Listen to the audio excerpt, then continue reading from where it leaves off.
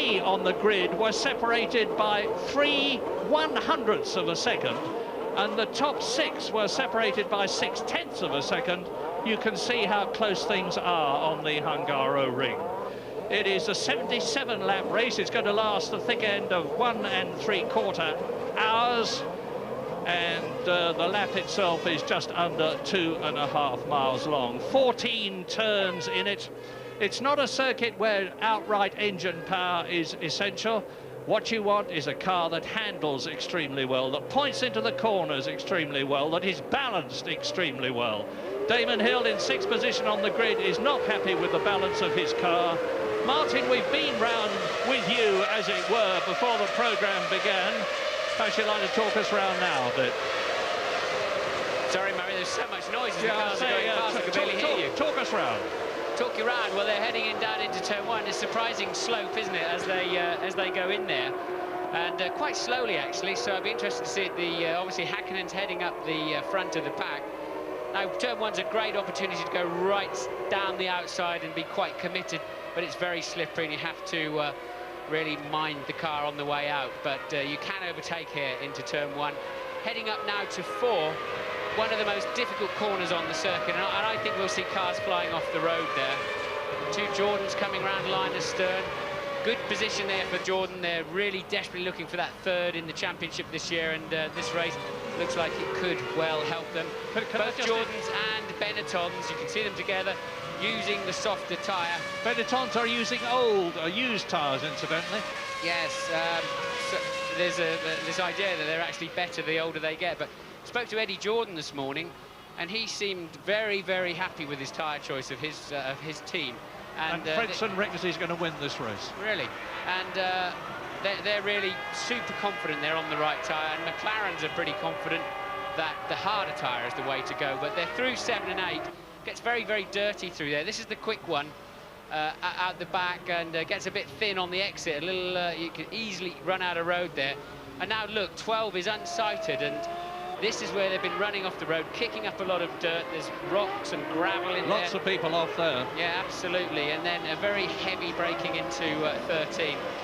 Not much of a chance to overtake through there. It's bumpy then through to the end of the lap, and no chance of overtaking then through until the pit straight. You're only in top gear here, 3.5 seconds per lap, and flat out that is full throttle top gear down this pit straight. So it's as you were saying at the beginning, Murray, it really is all about corners and not about the straights.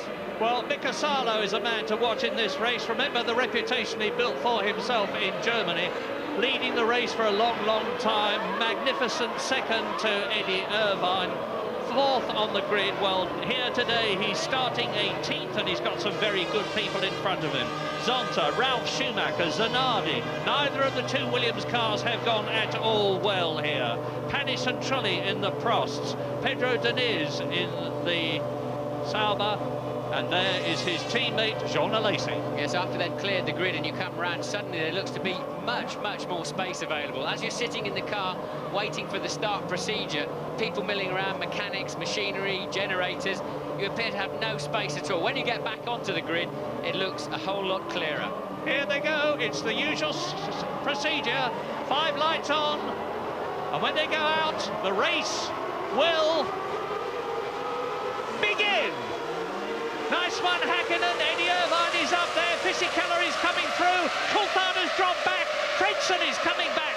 Now, it's Häkkinen leading. Eddie Irvine still holding that 2nd position. Fisichella is up into 3rd place. And the Jordan is trying to go through on the inside. David Coulthard puts a wheel outside the track.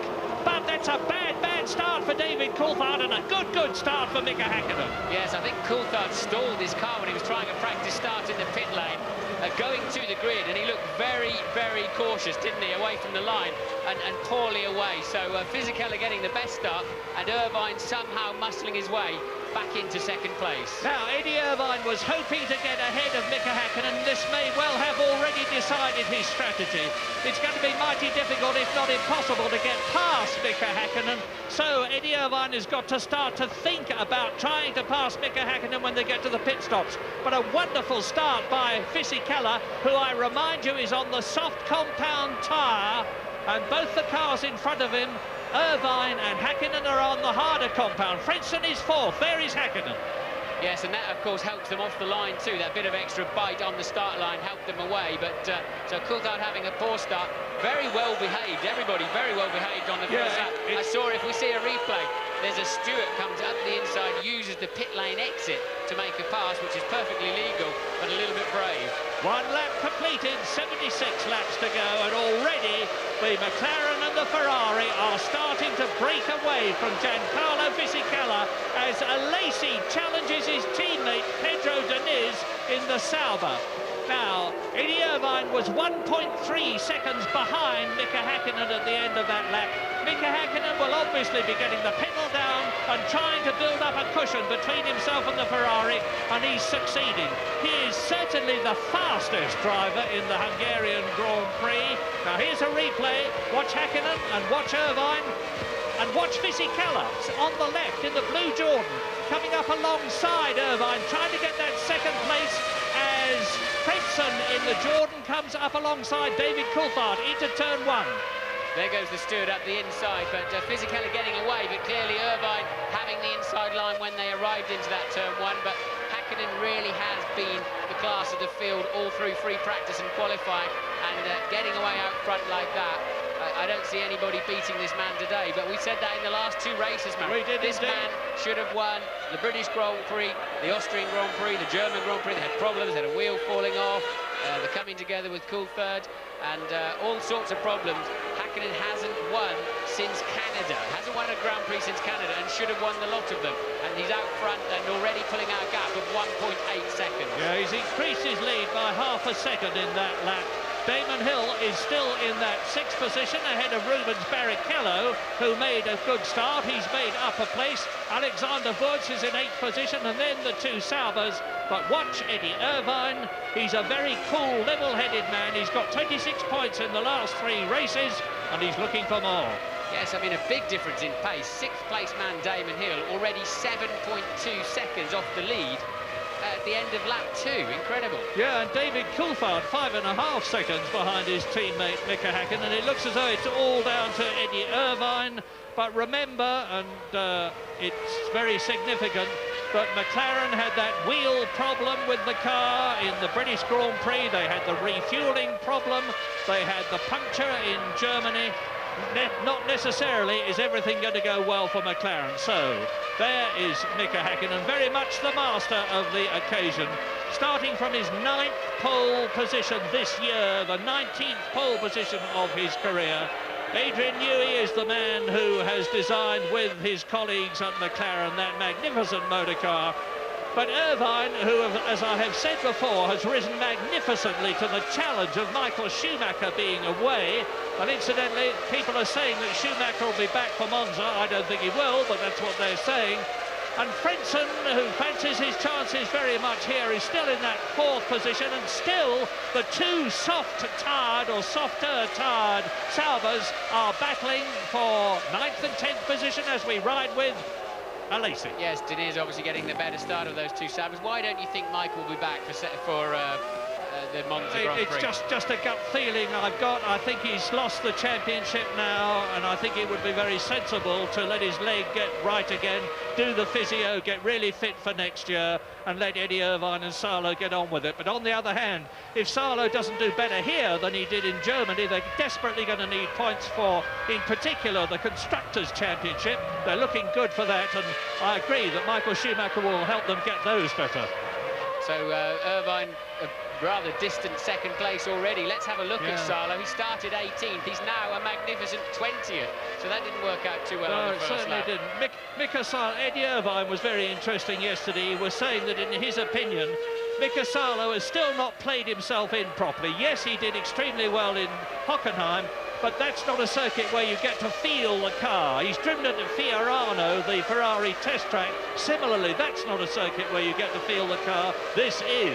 Yes, Hakkinen a full second a lap faster than Irvine, and 1.6 seconds faster than Fisichella, Frentzen and Coulthard, and Hill for that matter, in 3rd, 4th, 5th and 6th. So Hakkinen just in a class of his own. He's just running and hiding. Any feelings on strategy so far, Martin? Often you get a slightly false impression of what's happening at this stage of the race because we don't know what fuel load the cars are carrying, and therefore whether they're coming in twice or 3 times or even once. Highly unlikely here, but for all we know, Hakkinen is on a lighter fuel load in comparison to Eddie Irvine. The gap now between them on the 5th lap out of 77 is 3.5 seconds. Yes, I don't think he is. I think he's just faster, frankly, and I'd be surprised. They've got the harder tyres on the car. I'd be surprised if they're doing anything other than a 2-stop. I just think Hakkinen's hooked up. He's had the groove all weekend, and it really is a groove around this racetrack. You've got to find the sweet spot on every corner, and the time comes to you. It just comes in, plays into your hands, and you end up with a much stronger grip position, and Hakkinen has definitely fitted into that groove, as you can see. If you watch him, when we next see it close-up, how little work he's having to do at the steering wheel. Yeah, he certainly is awe-inspiring, and that 3.5-second lead has gone up to 3.8 seconds. 0.3 of a second multiplied by 77 is a very, very big lead at the end of the race. But there are still 71 laps to go, and if Eddie Irvine, frankly, can finish in 2nd position, it's early days to talk about that yet, I know, but it's the difference between 10 points for winning, 6 points for finishing in 2nd place, and Eddie Irvine is leading Hakkinen in the World Championship with another 5 races to go after this one by 8 points. Yes, that bad start from Coulthard was not good news for Hakkinen or Coulthard's championship chances, or for that matter McLaren. So they really needed David to pop in front of Irvine into that first turn. Didn't get it away for whatever reason, no doubt we'll find out later. Eddie Irvine doing 10-15% more work than Hakkinen, who's waltzing off into the lead. As we watch Irvine, I'll tell you this, Martin, I'm very surprised at how spread out they are at this circuit at this point of the race. I mean, Irvine is nearly 4 seconds behind Hakkinen. Fisichella is over 4 seconds in 3rd position behind Eddie Irvine. Frentzen is 2.5 seconds behind Fisichella, followed very closely by David Coulthard, but it's not until we get down to about 6th position with Damon Hill, Barrichello and Woods that they're tightly packed. They are much more spread out than is usual at the Hungaro ring. Yes, this tends to be a very exciting race. It's a long way to go, yeah, 71 laps to go. But as you say, they're really spreading out a lot. They normally tend to be tucked up behind one slightly slower car and lots and lots of action and frustration. But at the moment, it's really concertinaing out. Well, there's Fisichella, had to go to hospital yesterday. He'd got some foreign body in his eye, and they had to helicopter him off to hospital, as they did with Jean Alesi for a very different reason, and get that foreign body out of Fisichella's eye. He came back for the qualifying and did extremely well indeed to take that 4th position. And what a changed car that Benetton is. You're looking at Fisichella in 3rd place. His teammate Alexander Wurz is in 8th position. They've had a lot of problems with that car this year, and I think a lot of people were starting to despair, but they've worked on it, especially since Germany, and it looks as though it's at last coming good. Yes, this is not a power circuit, and they do not have the most powerful engine. Clearly, the chassis and underbody of that car works better with a lot of wing angle, a deep chord to the wing, and you can see all of the cars have got every ounce of downforce they can get on them. Lots of cascading elements, gurney flaps on the end of the wing cord, and anything they can find to get the car to stick to these very slippery corners. Now in the background behind Fisichella, as Hakkinen goes even faster, he's just done a lap in 1 minute 21.22 compared with the fastest lap last year of Michael Schumacher, 1:19.2, so he's 2 seconds off last year's pace. As we look at Heinz-Harald Frentzen in the Jordan in 4th position, and behind him David Coulthard. Well, we know what the McLaren can do because Mika Hakkinen is doing it. He's up front. But David Coulthard, who started well up 3rd position on the grid, is 2 places down. We're on lap 8 out of 77 now, over 1/10 distance, as an enraptured crowd watches. You heard from Martin earlier on that there are thousands and thousands and thousands of Finns here to watch the 2 Mikas, Hakkinen in the McLaren and Salo in the Ferrari. And by the way, Salo is still languishing in 20th position, and he's behind Luca Badoa in the Minardi. He's behind Pedro de la Rosa in the Arrows, and you certainly do not want that to happen if you're trying to make a reputation for yourself in a Ferrari. Yes, David Coulthard running quite a long way off the track there in turn 12. He needs to be careful of punctures, that's for sure. But, Coulthard really not making too much of an impression on Frentzen. He's clearly got a faster car, I think, but every time he gets close, he seems to fall back and get a lot of understeer. Really, the only sensible place to overtake it is to somehow stay close behind them through that last turn you can see in the far distance there, and somehow slipstream them. Because the cars carry such a lot of wing here, you get a good slipstream effect. Damon Hill, that is, 6th position. Look back for Rubens Barrichello in 7th place in the Stewart. Behind him, Alex Woods in the 2nd Benetton, pursued by the 2 Saubers of Deniz and Alesi, 9th and 10th. So, Damon on the softer tyres. Look, you see, he's got that vestigial wing on the engine cover, which Heinz-Harald Frentzen does not have. That's perfectly legal, perfectly permissible. What you need at the Hungaroring is the maximum amount of grip from downforce and mechanical grip. Well, that little wing that you see on the engine cover behind the camera as Eddie Jordan watches does help with the grip, Damon thinks. But Frentzen, when you see his car, does not think so. He's very happy with the balance of the car. 10 laps into the Hungarian Grand Prix, and we are leaving you for a break.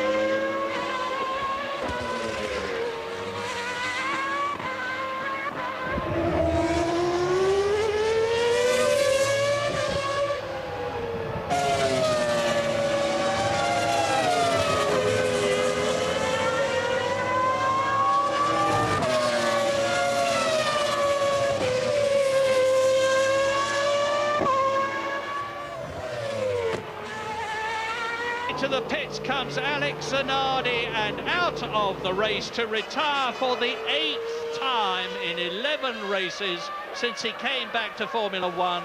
He ran off the circuit and obviously fears he's damaged the Williams. They are not at all happy here. Look at the gap there is now between Häkkinen, and there is Eddie Irvine, 6.5 seconds behind the McLaren, but he is 8.5 seconds ahead of Fisichella. So the single McLaren at the front, the single Ferrari there in the top 6 are certainly dominating this race. And Mika Salo in the second one is now up into 19th position, but that's only because Zanardi has retired from the race. Mika Salo has still not succeeded in passing Pedro de la Rosa's Arrows, let alone Luca Badoa's Minardi, let alone Panis's Prost, which is in 16th position. But Eddie Irvine looking good, not good enough as far as 10 points for victory are concerned, but thus far this season that Ferrari has been bulletproof on reliability, which is more than you can say for McLaren. Well, that's for sure. A bit confused as to why Zanardi pulled out of the race. He did bounce across the gravel trap. I'm hoping that they'll give you a replay of that, or give us a replay of that. I went through there in '96 in a Jordan and actually ripped the suspension, to be honest, as Irvine proves just how hard he's trying to stay with the flying Finn, who's 6.6 seconds down the road. But it's possible that Zanardi damaged the front wing. I didn't see anything more than that, really, and I'm a bit surprised he pulled out of the race. But Hakkinen now stabilised. Actually, no, just got into a 1:20.99. That's faster than warm-up pace. The pace of this race is quite hot, Murray. It really is. I didn't expect them to be down in the 20s at all. I thought it'd be late 21s and early 22s. I think that lack of temperature building in the racetrack has given them plenty of grip. Well, Zanardi and Williams must be in a state of despair. That 8th retirement of his was due to a problem with the differential. I know that they've been experimenting with different kinds of differential in a hope that it'll help Zanardi, as they have been experimenting with steel brakes as opposed to carbon fibre brakes, but it doesn't seem here to have been the answer. So is the first retirement, and already Eddie Irvine there. It's Mika Salo up with De La Rosa. Now, there's one of the best cars on the track in comparison with one of the not-so-good cars, and Salo can't do anything about it. Yes, and here's a touch of irony, of course. Salo was driving the Arrows until he got booted out for De La Rosa and Takagi, and that allowed him to be a free agent to become super sub for BAR, and nearly winning the German Grand Prix in a Ferrari. But I'm afraid he's undoing all of that work today and through qualifying by running a rather lowly 19th. 55 seconds off the lead is Mika Salo, but nothing he can do about it. He clearly hasn't got enough grip or straight line speed to nail that Arrows. Well, I know that some people were hoping that the pressure of now being second in the World Championship for Mika Hakkinen there would get to the Finn and rattle him. Well, fat hope. Look at him. He is now nearly 8 seconds ahead of his main rival, Eddie Irvine, in the championship. And frankly, even at this stage of the race, I think it's fair to say that unless he has a car problem or a problem in the pits when he comes in for his 1 or 2 stops, Mika Hakkinen is looking extremely good for a 4th win this year. It's very, very easy to lose concentration here and make a mistake. We've seen how dirty the track is on the outside and how dusty and gravelly it can be if you put a wheel over. Hakkinen driving with great precision at the moment, but nobody really chasing him. A little snatch of the front left, the unloaded tyre into 13, not unusual there. But it is so easy to make a mistake, although Mika mentally and physically should be strong enough and fit enough to cope with all of that. Coming up to complete, and he does so his 14th lap. I have to say, Martin, I wouldn't be too unhappy to see some of the runners in the midfield. We're seeing a lot of Mika Hakkinen from our Hungarian producer and from Eddie Irvine. Very nice, but there is some interesting action behind them. And Heinz-Harald Frentzen, for instance, has got David Coulthard still right behind him as they battle for 4th and 5th places. And Damon Hill is closing up on David Coulthard. In fact, he's taken 0.6 of a second out of Coulthard on the lap that's just been completed. And I suspect that's because Coulthard can't get past Frentzen, and Damon Hill will soon be up to make it a battle for 4th, 5th and 6th places together. Alexander Wurz in 8th place is gaining on Rubens Barrichello, and Deniz in 9th position is gaining on Alexander Wurz. So there is plenty of action behind the sole McLaren there of Mika Hakkinen, and it's just that at the moment we are not seeing it. Well, the winners of this race, previous winners of this race, reads very much like a who's who of brilliant, gifted racing drivers. Senna won it 3 times, Michael Schumacher twice. Hill has won it twice. Hakkinen yet to win it, and very much looking like he's beginning to pencil his name in on that board. But really, this race has often been won by the top driver, almost always been won by the top drivers of the age. Yeah, I've got an uneasy feeling. I remember the 1978 Grand Prix, one of them. When we came to do the cut down at the end, we found that out of the 1.5 hour race, 1 hour of it, 60 minutes of it was Andretti, the leader. Here we are. Here is Heinz-Harald Frentzen pursued by David Coulthard. Fourth, fifth. Now look back, hopefully you'll see the yellow Jordan. There it is, of Damon Hill. And Hill is now only 3 seconds behind David Coulthard, who cannot do anything about Frentzen and won't be able to, I think, because, as I've said before, it's very, very difficult to get past on the Hungaroring. And Heinz-Harald Frentzen, who is in his 92nd Grand Prix, is not likely to be making a mistake here. Let's talk about Johnny Herbert. He's back down in 12th place at the moment. Didn't get off the line too well, clearly, Johnny. Didn't see too much action. We saw Barrichello going up the inside, and he's currently in 7th in the Stewart. Johnny back in 12th. Other than Zanardi, everybody, 21 cars still remaining in the race. Yeah, Johnny Herbert's lost 2 places. He started 10th on the grid. He's now, as you rightly say, down in 12th position. And so there are the men who are 3rd in the World Championship. Heinz-Harald Frentzen, and 5th in the World Championship. David Coulthard there in the McLaren. Now, McLaren will be willing David Coulthard on, because there is only one Ferrari in the top 6 at the present moment, and it looks like staying that way, that of Eddie Irvine, of course.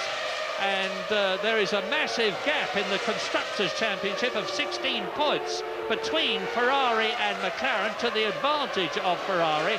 So if McLaren can get both their cars home in the top 6, occupying the best positions possible, it's going to help them in the Constructors' Championship. We're leaving you again for another break, but we will be back soon.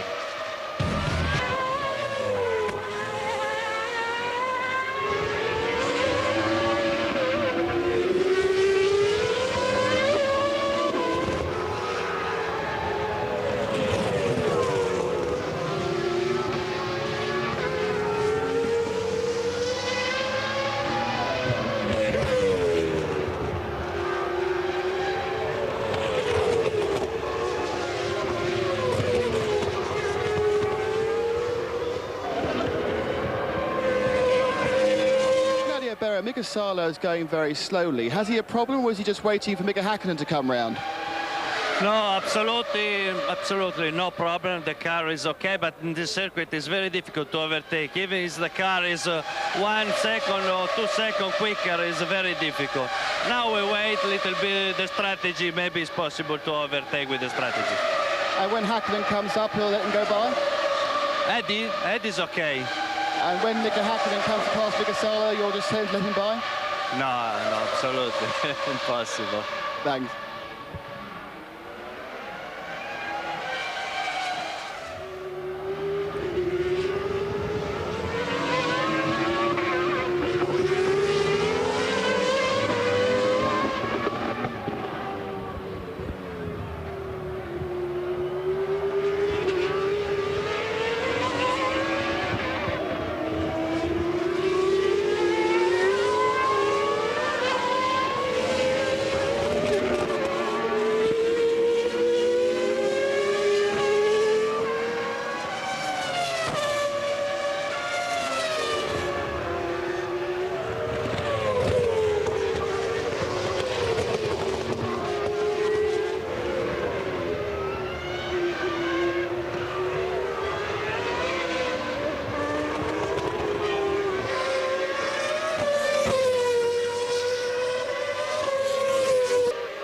Lap 19 out of 77 at the Hungaroring, and yes, Mika Häkkinen is in the lead by 8.5 seconds, but we've just had a fascinating development, because the McLaren pit people have held out a board to him indicating his position, which he knows, of course, and the gap to Eddie Irvine, which is 8.5 seconds, with one word on it, and the word was push.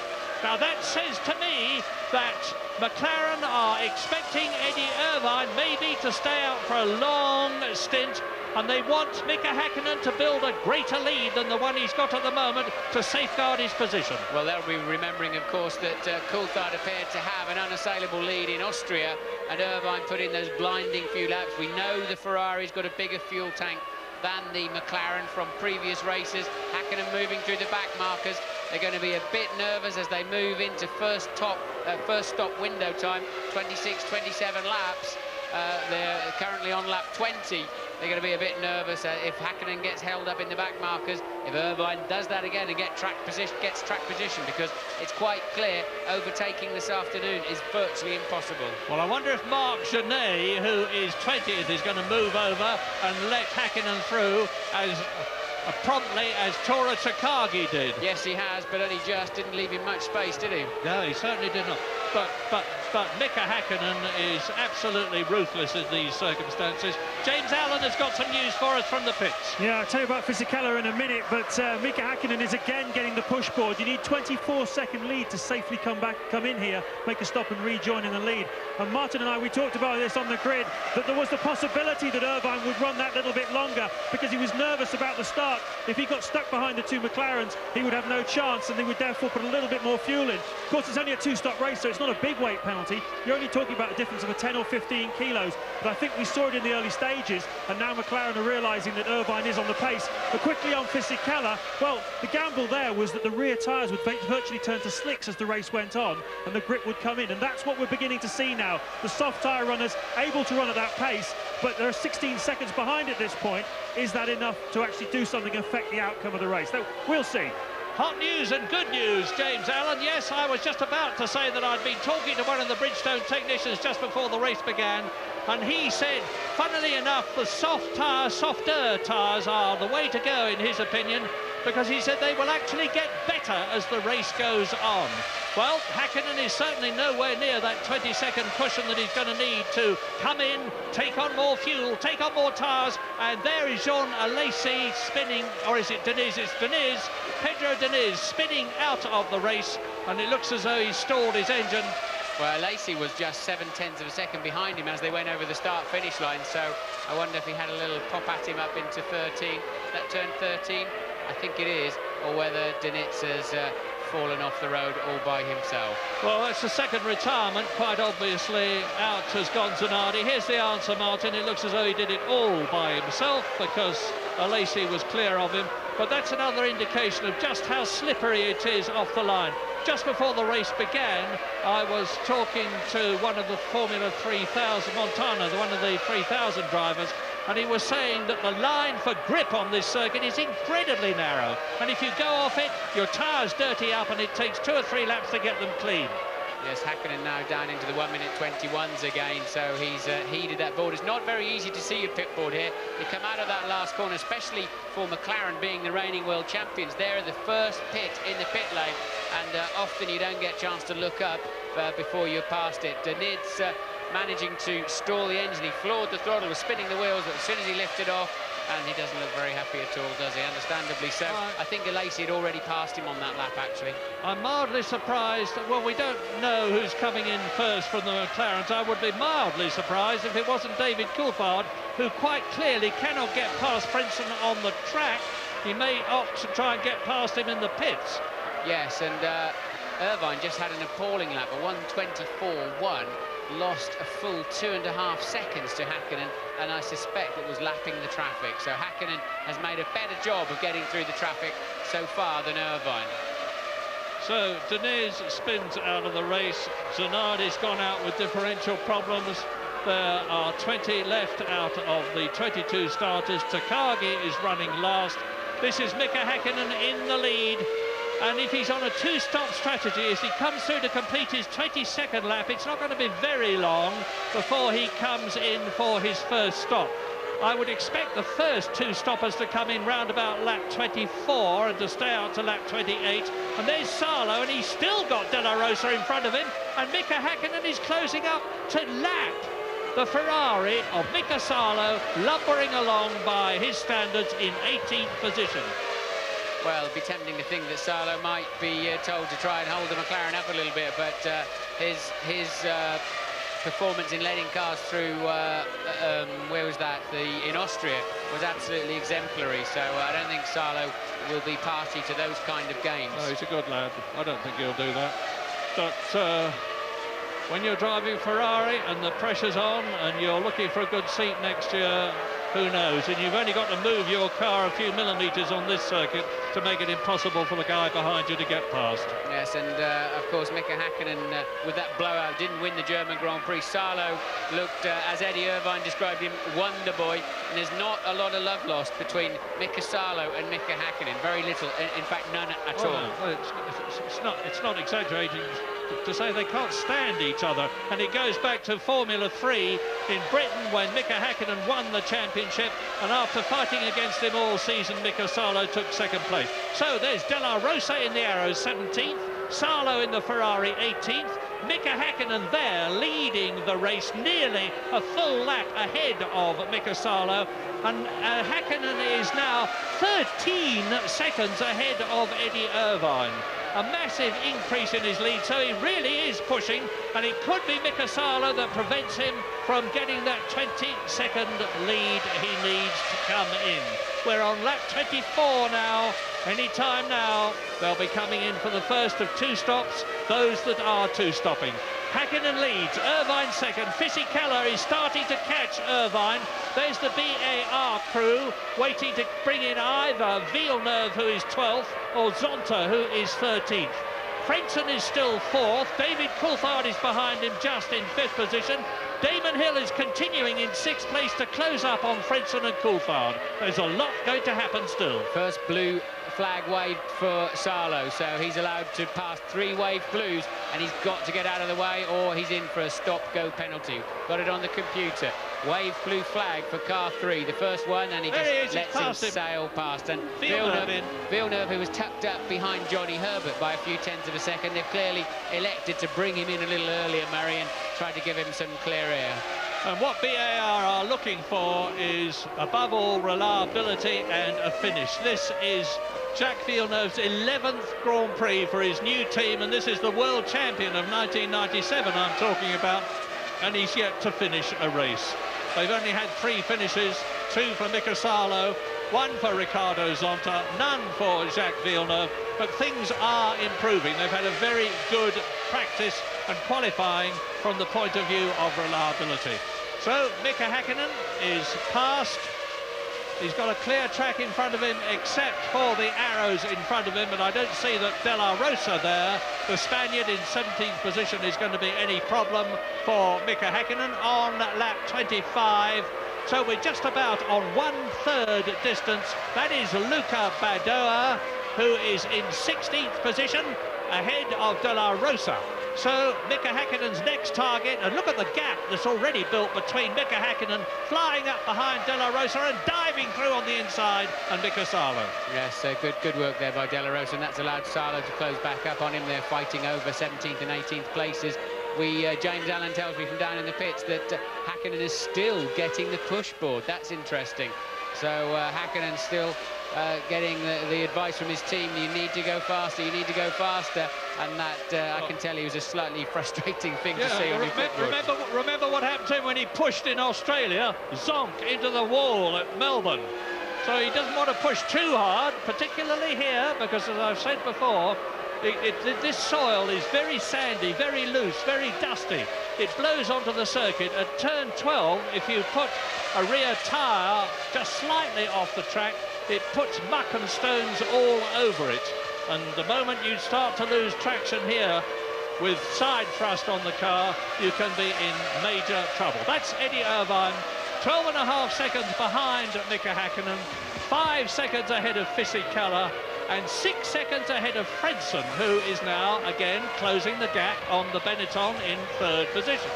So it is a McLaren leading a Ferrari second, a Benetton 3rd, a Jordan 4th, another McLaren is in 5th place, another Jordan is in 6th place, 2 Jordans in the top 6, looking very good indeed for their hope of finishing 3rd in the Constructors' Championship and beating Williams in the process. They haven't got to try too hard here today to do that, because Zanardi is out of the race and Ralf Schumacher in the other Williams is down in 13th position. So Eddie Irvine coming through to complete his 25th lap. out of turn 14. He builds up to 180 miles an hour as he approaches turn 1, the double right-hander. And that's Fisichella in the background in third position, then Frentzen. Yes, and Irvine very, very deep and late on the brakes into one. Clearly he got round the corner okay. And Fisichella just fading away a little bit on the pace now.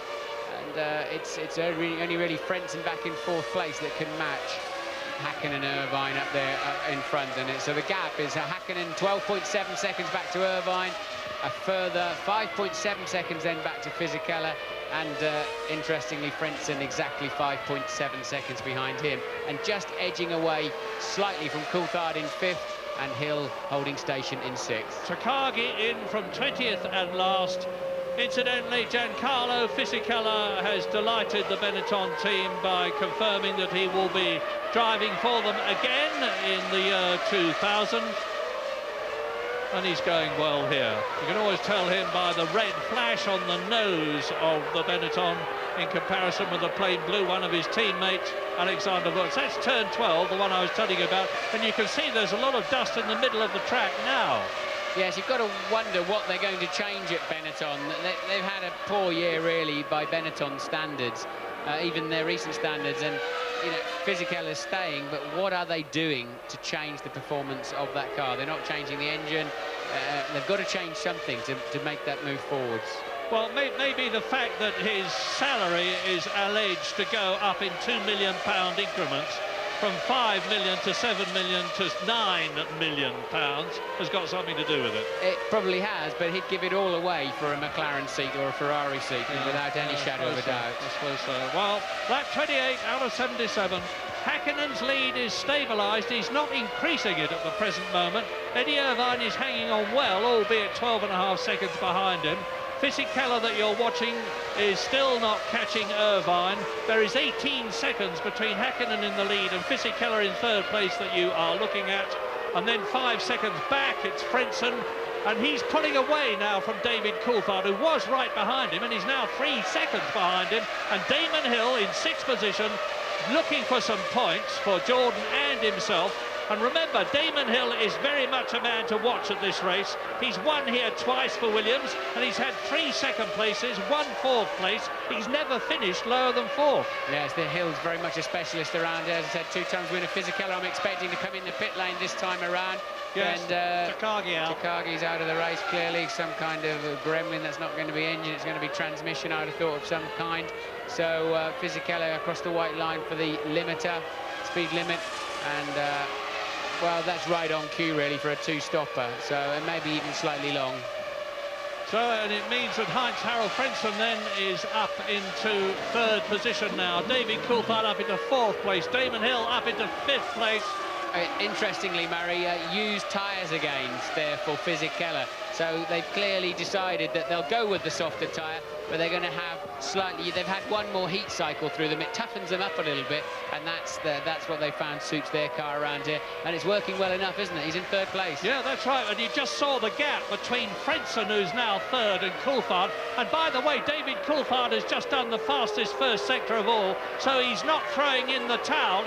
He's trying very hard to prevent Heinz-Harald Frentzen there, who is now third, from getting away from him. Yes, I think Coulthard, as we watch Ralf Schumacher come in the Williams from 14th place, I think that Coulthard lost a bit of time in some traffic, so he's now got a bit of clear air, and we'll see his true pace, I think, coming up on this lap.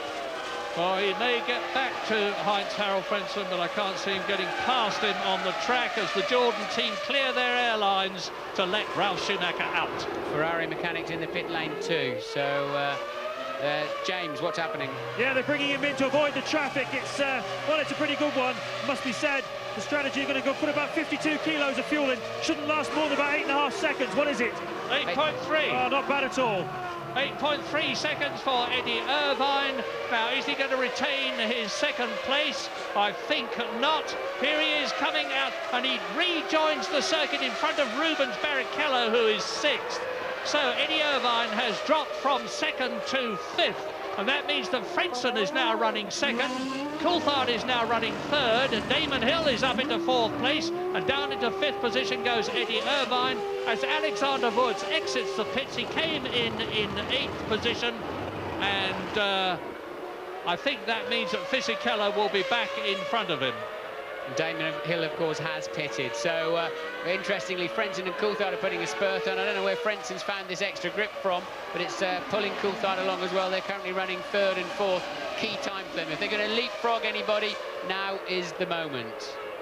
Well, this is an interesting one, because now Mika Häkkinen is up, as you can see, with Panis in the frost, who is in 12th position and who yields, as Ricardo Zonta in the BAR exits the pit lane. He came in 13th.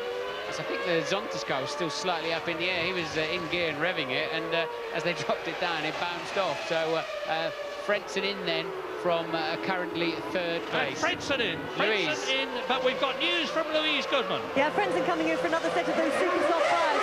The race director Trevor Foster before the race, he said that he thinks a lot of the teams have been put off using those tyres because they had problems with them in Monaco. That's the only other race we've seen them at this year. It's obviously not hampering Frentzen or Damon Hill at all. Frentzen's been keeping Coulthard behind him, absolutely no problems. In terms of, that was a used set of tyres that they just put on both Hill's car and Frentzen's too. Well, Frentzen's stop was 2 seconds faster than that of Eddie Irvine. When things settle down, it's going to be mighty interesting to see who is where. I can tell you that Mika Häkkinen there is still in the lead, and on the last lap he's coming in. Here is Mika Häkkinen for what is going to be an absolutely crucial stop on lap 30. Lap 30. And James Allen, he's with you. Well, here we go. McLaren have really read Ferrari's strategy brilliantly here. They anticipated Irvine would go long to about lap 30. They did the same thing. If they get this right, he should come out on the track in front of Irvine. A reversal of what happened last year, and a triumphant pit stop by McLaren and a triumphant move towards winning this race. Well, he's a second faster than Eddie Irvine on the pit stop. Look back and you'll see the red McLaren, the red Ferrari. There is Mika Häkkinen rejoining the Hungarian Grand Prix in the lead, and Eddie Irvine has yet to go through.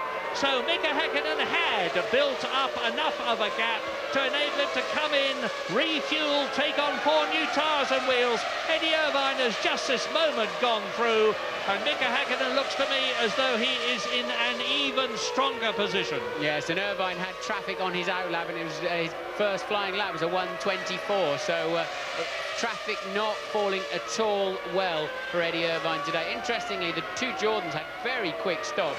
Although Coulthard was putting some hot laps in, Frentzen's stop was so fast. Coulthard yet to stop, but of course he's up there in second place at the moment, 22 seconds behind Häkkinen. Now, this is lap 32, and at the present moment, Häkkinen is leading Coulthard. Häkkinen's been in, Coulthard has not. Eddie Irvine is in 3rd position and has been in. Rubens Barrichello has moved up into 4th place in the Stewart, has not been in. Alesi is now in 5th position, and Fisichella, who has been in, is in 6th position, ahead of Frentzen, who's been in, Damon Hill, who's been in, and Alexander Wurz, who has been in. And completing the top 10, Johnny Herbert, who has yet to stop. Now there is Mika Häkkinen. How far back is Eddie Irvine? There's David Coulthard in 2nd position. Now, even if Eddie Irvine can catch David Coulthard on the track, which looks unlikely, he's not going to get past him. It's looking very good for Häkkinen. Yes, well, the reason the 2 McLarens are lying astern there now, of course, is after Häkkinen stops. So Coulthard is that distance plus a pit stop as Alesi comes in from a current 5th position to he's very, very close to Barrichello. This will be nip and tuck with the Stewart team if he can get out in front of Barrichello, but Coulthard is 2.7 seconds, and that's Wurz off the road, isn't it, in the last corner? From 9th position. Over the line, and it's John Alesi exiting the pit lane. We've just seen him in that great cloud of carbon dust from the front discs as they took off the wheels to replace them with the new ones. And there's a replay of the Benetton going off the circuit. Plenty of room there to back off, get back online and rejoin, and no bumps to take off the front wing or damage the under tray. Lap 33 then. So Coulthard in on this lap 2 from a current 2nd place. I don't think he's had fast enough laps to leapfrog the quick stopping Heinz-Harald Frentzen in the Jordan, but a key stop there. We saw Frentzen in 6.5 seconds. Clearly the Jordan team either choosing to short fill the car or carrying more fuel at the start of the race.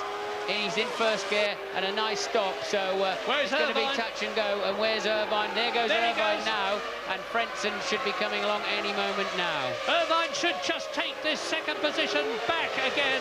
Coulthard's going to be in front of Frentzen, look. Yes, he does. And I think that's the recovering Wirtz, is it, or is that Fisichella? So that was a great stop for... it is Fisichella. So a great stop by McLaren team, and clearly Coulthard did find some space and some hot laps to just make the difference. Well done. Yeah, particularly to get in front of Frentzen, who had the best pit stop we've had so far in 6.3 seconds compared with Eddie Irvine in 8.3 seconds.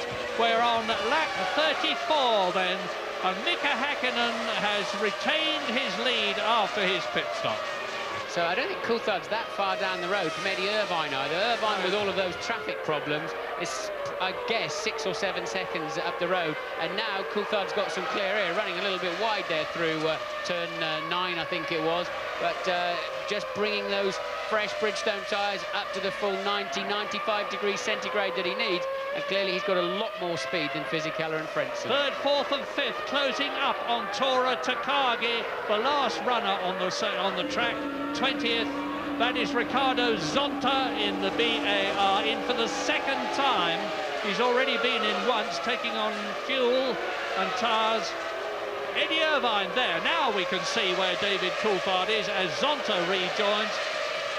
It's actually Barrichello in third place because he hasn't stopped yet. Sorry, you're absolutely right. Rubens Barrichello, I hadn't spotted that. He's still out. He's the only one of the top 9 not to have come in yet, as David Coulthard surges past Pedro de la Rosa, who's in 18th place, last but one. 3 retirements in order of retiring. Zanardi out with a differential problem. Deniz spun out. Takagi just drove out, maybe with an engine problem. And that means that Marc Genet, the Spaniard in the Minardi, is last and 19th. Yes, Coulthard is actually, as I guesstimated, 6 seconds behind Irvine. So that's brought Coulthard completely back into play in this race. Barrichello doing a sterling job because he's clearly one stopping now, Murray. Yeah, and that's mighty interesting because that's going to take him out to about lap 38. James Allen News. Yeah, down in the Ferrari garage, a slightly flat atmosphere at the moment, as you can imagine. They're conscious of the fact that before that round of pit stops, Irvine was just 12.7 seconds behind Häkkinen on the road, and after them, when it all shakes out, he's 20.7. An 8-second gain in one pit stop is a mighty thing to build on to get yourself ahead for the second stops, which we expect around about lap 50 to 53. Well, here are the top 10 on lap 36. We're just about at half distance, coming up towards half distance now. And as Coulthard goes inside Ricardo Zonta's BAR to lap him, Mika Häkkinen leads Eddie Irvine by 21 seconds. Rubens Barrichello, who is yet to stop, is in third position, just 3.5 seconds ahead of David Coulthard, fourth. Fisichella is 2 seconds further back in fifth position. Heinz-Harald Frentzen is right behind the Benetton in 6th place, and Damon Hill is catching both of them in 7th. This is just a lapping manoeuvre by fourth place man Coulthard on Zonta. Zonta moving out of the way. Then look how slippery. Look at the dust coming off the rear tyres of Zonta, and he's struggling to keep that car on the road, even though he's doing little more than 60% of the pace. 2 McLarens in the top 4, Häkkinen and Coulthard. 1 Ferrari, Eddie Irvine. 1 Stewart, Rubens Barrichello. 1 Benetton, Fisichella, and the Jordan of Heinz-Harald Frentzen, with Damon Hill getting closer all the time. Alesi is in 8th position, Wirtz is 9th, Johnny Herbert is in 10th place, and so on. Panis, Trulli, Bicasalo is up to 13th position, but he hasn't come in yet. Jacques Villeneuve is behind him in 14th position. So both the BARs, with nearly half the race run, are still in the contention. Yes, Hill still lurking in the background there now, running behind Frentzen. But I remember running third here for McLaren in 1994 for 76.5 laps, and I broke down with half a lap to go and didn't get on the podium. So it's not over till that particularly funny black and demanding white for the cloth driver, Martin? Very demanding. The concentration level's high and the physical effort. One corner just straight after another. They're all linked together, and it's total concentration. So there is the Benetton and the Jordan. Fisichella 5th, Frentzen in 6th position. But Rubens Barrichello, well, he's on lap 37 now. A one-stop strategy, literally at half distance, would mean lap 38. This could be very interesting indeed, but he's got David Coulthard 2 seconds behind him, Fisichella 5 seconds behind him. He's going to drop down to about 8th or 9th place. Salo in 13th place in the Ferrari, yet to stop, so clearly they elected, with Mika so far back on the grid, just to one stop him, which could explain his lack of pace early in the race. Yeah, he said actually when he was talking, well, when he was talking to you on the grid, you'll remember he said they had a strategy thing that may help him. And my goodness, he needs it. He's 13th now, he's 80, 1 minute and 20 seconds behind Mika Häkkinen that you are looking at. And Häkkinen is lapping in 1 minute 22. So Häkkinen is not very far off lapping again Mika Salo, who unlapped himself, of course, when Mika Häkkinen came into the pits. So Häkkinen now closing up on Jacques Villeneuve's BAR in 13th position. He can say he's gone half the race because this is lap 38. Out of 77, and Mika Häkkinen is looking invincible. Yes, Johnny Herbert we're expecting in this lap. He's yet to stop either, so both Stewarts on a one-stopper. Who else hasn't stopped? Panis and Salo we've already mentioned. So just a few of them electing, and that's because of poor grid position rather than anything else. And Häkkinen clearing Villeneuve and lapping Villeneuve's BAR there. That must be difficult for Jacques Villeneuve, mustn't it? Yeah, he's a former world champion. Won here twice. Yes, and just, 2 consecutive years, and I think, then Villeneuve third won last year. Very fine drive in the Williams last year. Yeah, it's... But all credit to Jacques. He hasn't rubbished the team too much. There's been a few one-liners coming out of there, but generally, Jacques has kept his head down in a very difficult season. And now Mika Salo can see the McLaren in his mirrors. No, he can't, because he can see it in front of him. He moves over and lets Mika Häkkinen through, and in the process, Jacques Villeneuve in 14th position closes right up behind the Ferrari, followed by Ralf Schumacher. So you're looking at 14th, 15th and 16th places. The Ferrari 14th, my goodness, it sounds strange to talk about a Ferrari being in 14th place. 15th the BAR, 16th the Williams, and Ralf Schumacher typically is just not giving in, as into the pits comes Johnny Herbert. Johnny Herbert from 11th position. Louise. Yeah, Johnny Herbert, the first of the two Stewarts to come into the pits. Johnny obviously enjoying his race. The team have just shouted at him, pit, pit, pit. And Johnny very casually said, yeah, all right, I'll come in then. As if he was pulling into the garage rather than coming in the middle of the Grand Prix. Obviously, that stop taking a little bit longer. I don't have the time in front of me, but not a bad stop. And in the process, Olivier Panis has got ahead of Johnny Herbert. Herbert was 11th. Panis came in with him from 12th position.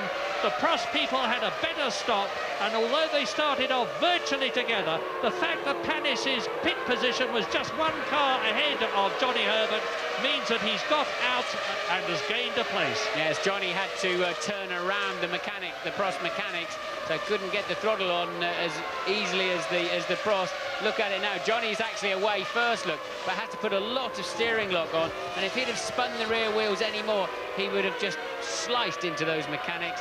And unfortunately for him, the car that they were working on got ahead of him.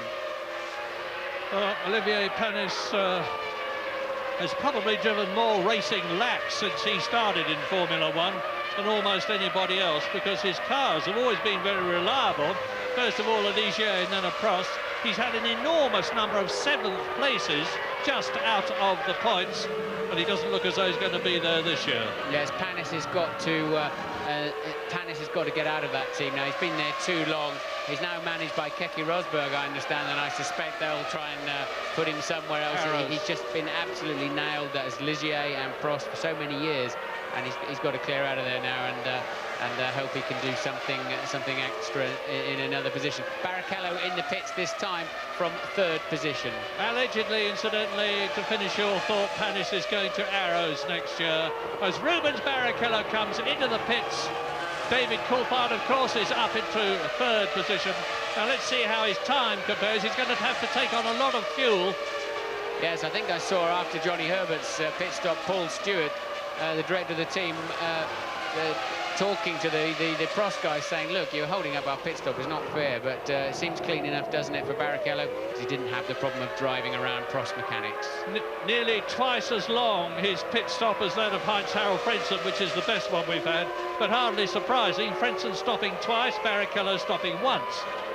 We'll be back after these retail opportunities.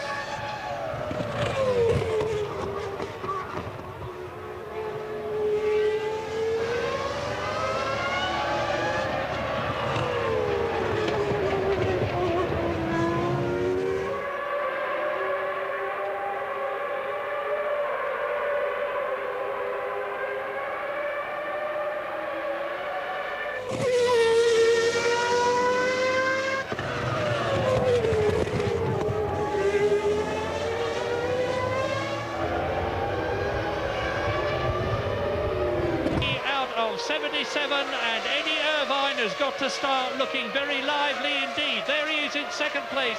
David Coulthard has just made the second fastest lap of the race, and he's within 2 seconds of Eddie Irvine's Ferrari, which is in second place. And news from James Allen. Yeah, this DC push is very interesting. You'll probably see shortly on your monitors that Irvine is closing up on the Johnny Herbert-Olivier Panis battle, and that's what McLaren are reacting to, getting Coulthard as close as they possibly can, because as we've seen many times this season, when you come up behind a battle on the track, it's very easy to lose a lot of time, especially in a tight place like this. Looking at Salo, though, I'm standing in the Ferrari garage still, and the mechanics are still here. He hasn't put any fuel in this car, guys. He must have started out with about 100 kilos or something. Absolutely extraordinary. Yes, no wonder he couldn't overtake the Arrows, but I think Irvine's about to get a McLaren mauling this afternoon, because Coulthard is turning this into one of his finer drives. He's really on a charge. He's made up a lot of ground. Irvine getting a good run on the traffic there down into turn one.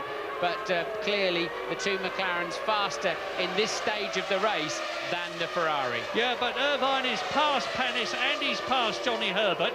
David Coulthard there has passed Johnny Herbert, who is 15th, but has not passed Olivier Panis. I don't see why he should have any more trouble getting past the Frenchman in the Prix than Eddie Irvine did, because Olivier Panis will realise that the McLaren, there they are, Panis on the right, yes, and he does, and he lets David Coulthard go through to lap the Prost.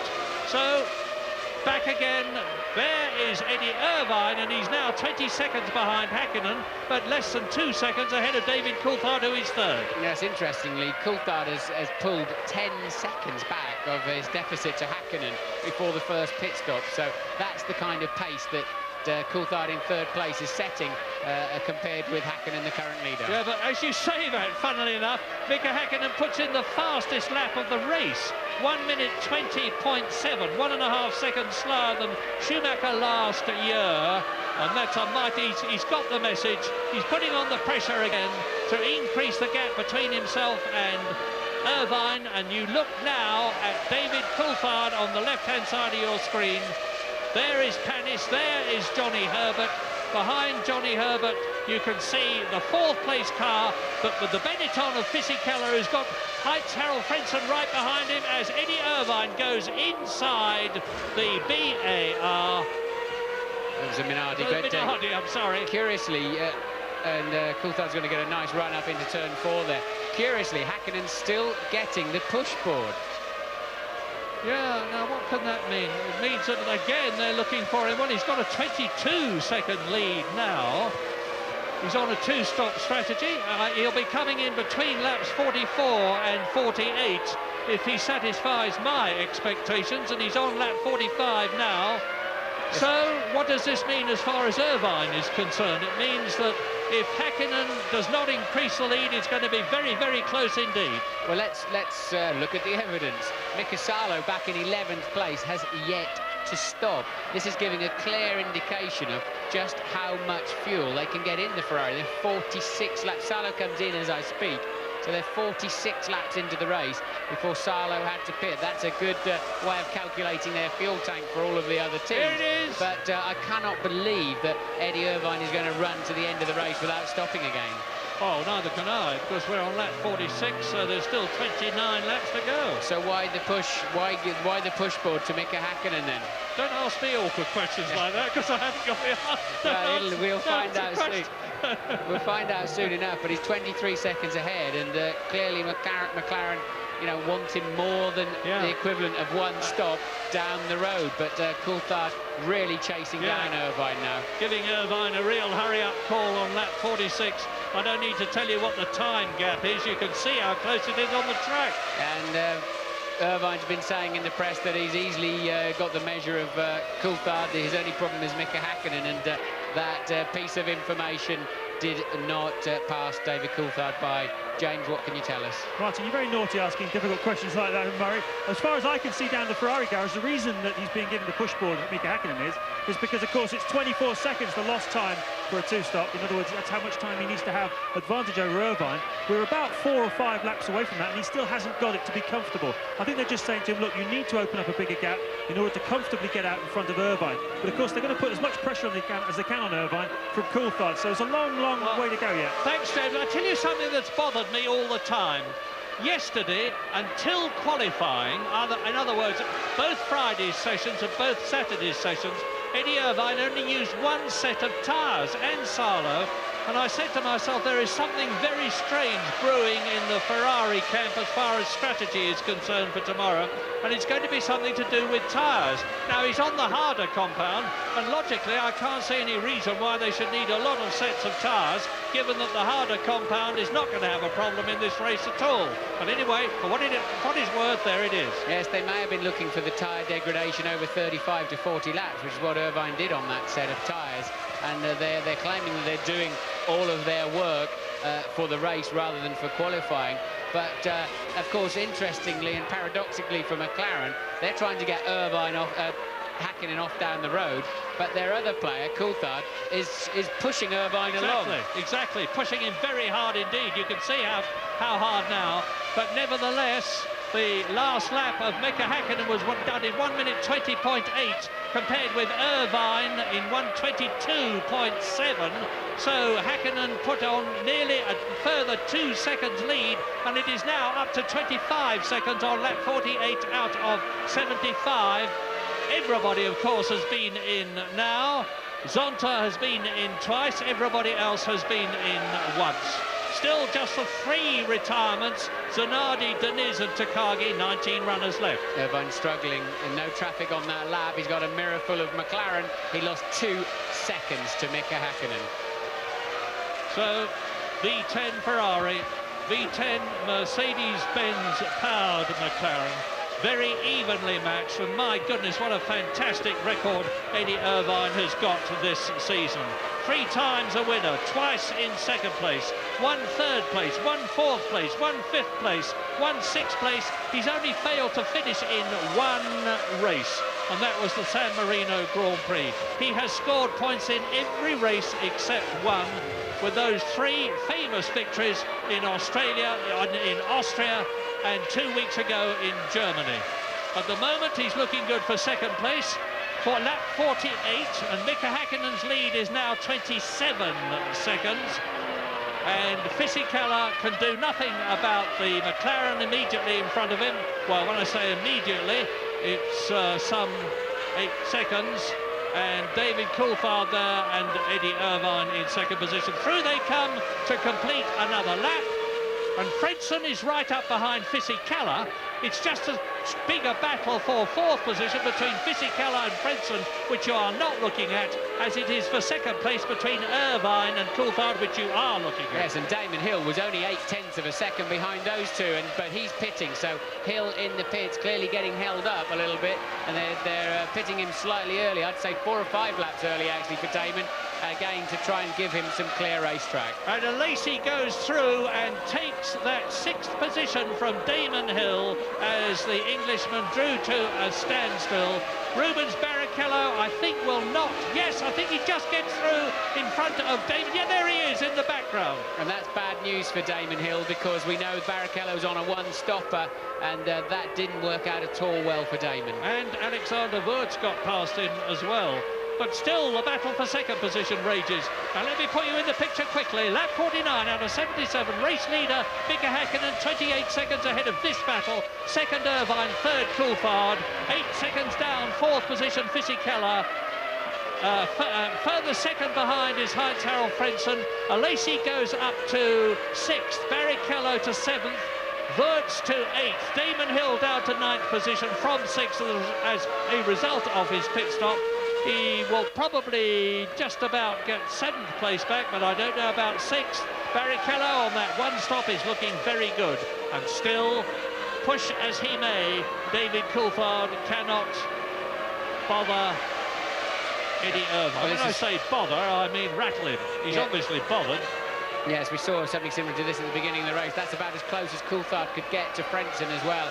So he homed in very quickly onto the back of Irvine, and now just can't find the grip in the turbulent air. Yeah, I was going to say, how close do you need to be before you start to feel turbulence affecting your front wing and therefore the grip of your steering wheels, the front wheels? That's certainly close enough there, but also when you're steering at a rear wing of another car, it's very easy to run slightly offline. So David's got to be careful he doesn't put a foot out of line, and so is Eddie for that matter, because the more he watches his mirrors, the more likely he is to make a mistake.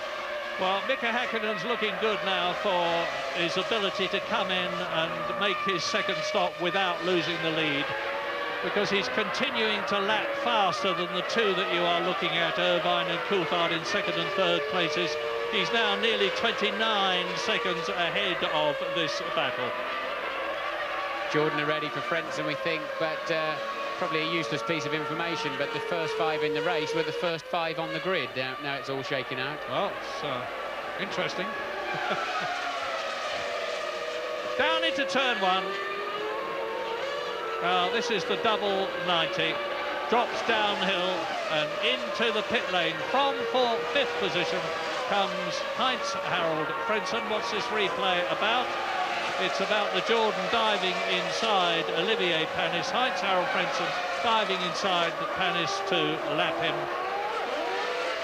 We didn't see a time on that. No time. There it is. It's just come out of 8 seconds. So that's about on target. Yes, that was about a 10th quicker than Damon, wasn't it? So look, and now that's worked for Frentzen. He has regained track position ahead of Barrichello. So didn't work for Damon. It has worked well for Frentzen. And he got Zonta between himself and the Stewart.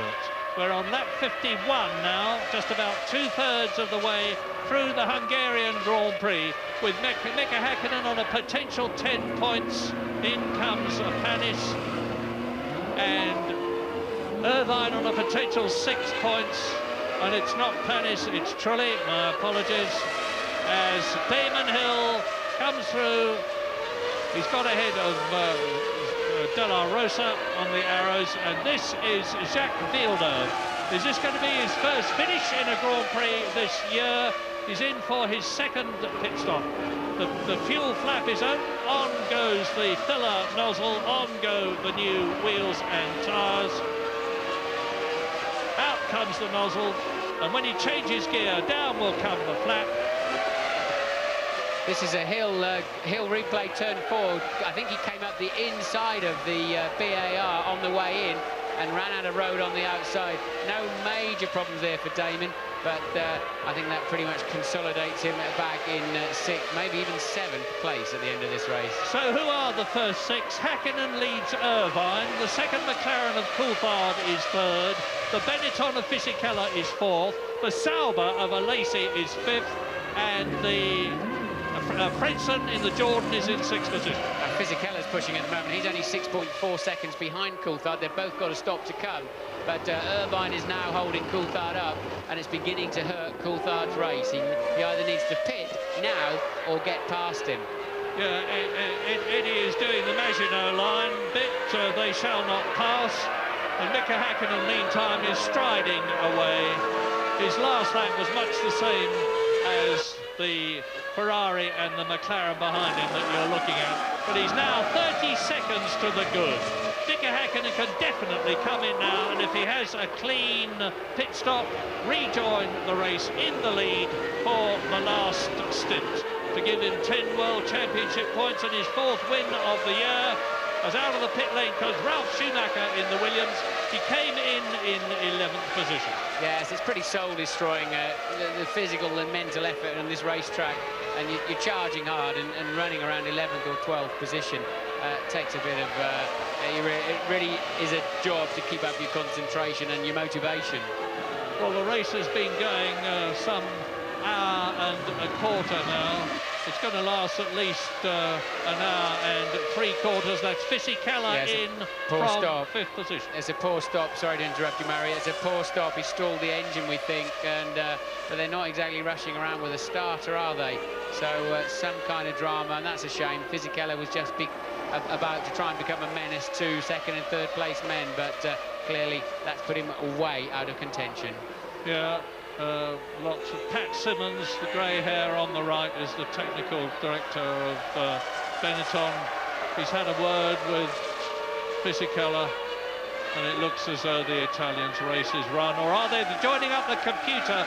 They're reprogramming something in the very complicated electronics of the Benetton, but it doesn't matter what they do and how soon Fisichella gets out. His chances of finishing in the top 6 now, as he sits impassively there, seemingly, although he must be churning with emotion in the cockpit. His chances of a point have now been destroyed. And that means to say now, with Mika Hakkinen some 31 seconds out of the race. Oh, rotten luck. You can tell from the body language that he is extremely despondent. You're watching the race leader, Mika Hakkinen, in the Hungarian Grand Prix. He started from pole position. He has led the race every inch of the way, including his first pit stop. He's still got to have a second pit stop. He was 31.3 seconds ahead of Eddie Irvine at the end of the previous lap. And as he goes into turn 1 and then starts the climb up to the highest point of the course, turn 5, Eddie Irvine has still to go through with David Coulthard on his tail. Who's having a very good race quietly, Murray, is John Alesi. Stopped on lap 33. He's up in 4th place and just 18 seconds behind Coulthard. Be interesting to see how much fuel he's got in there, because Coulthard now is definitely making no progress at all behind this Ferrari. Yeah, and when is Hakkinen coming in? I mean, I was expecting laps 44 to 48 to be when the second pit stop would be made, and Mika Hakkinen is on lap 55 now as Jean Alesi, the man you were talking about, comes into the pit lane from 4th position. He was 15 seconds ahead of Heinz-Harald Frentzen So I'm confident that the German in the Jordan will get ahead of Lacey and regain that 4th position. And maybe Rubens Barrichello, there goes Heinz-Harald Frentzen. The question now is, what about Rubens Barrichello? There he is. Rubens Barrichello. Oh, no, he stalled, I think. Look, Lacey shaking his head, and there's a carbon copy replay of Fisichella, and he's up and running now. Look, pulling away on the paddles and trying to find a gear, and Lacey away. Hakkinen, we think, is in the pits. In fact, he's in the pits now. Race leader in the pits. They're just clearing any debris out of the side pods, and away in 7.4. Nice stop. Oh, yeah, he's going to walk it if he just keeps going. Up comes the visor, down it goes again. The filler closes. De La Rosa goes through. He has unlapped himself once. He'd been lapped twice already by Mika Hakkinen. Well, this is, they're pushing Hakkinen along, has given them the opportunity to make that stop, and even for a period of a few laps until Irvine stops again, making sure Irvine cannot interfere with Hakkinen's race. So I think that's the strategy. I think it's worked extremely well. Hakkinen now really got a healthy lead, plus a pit stop in his pocket. Yes, hats off to McLaren and their strategists. I mean, I've talked so much this year about the brilliance of Ross Brawn, the Ferrari team technical boss, about his strategical brilliance. But it looks this time as though McLaren have got the drop on Ferrari in terms of strategy. Well, they will have if they can get Coulthard in the pits quickly and somehow leapfrog him over that Ferrari.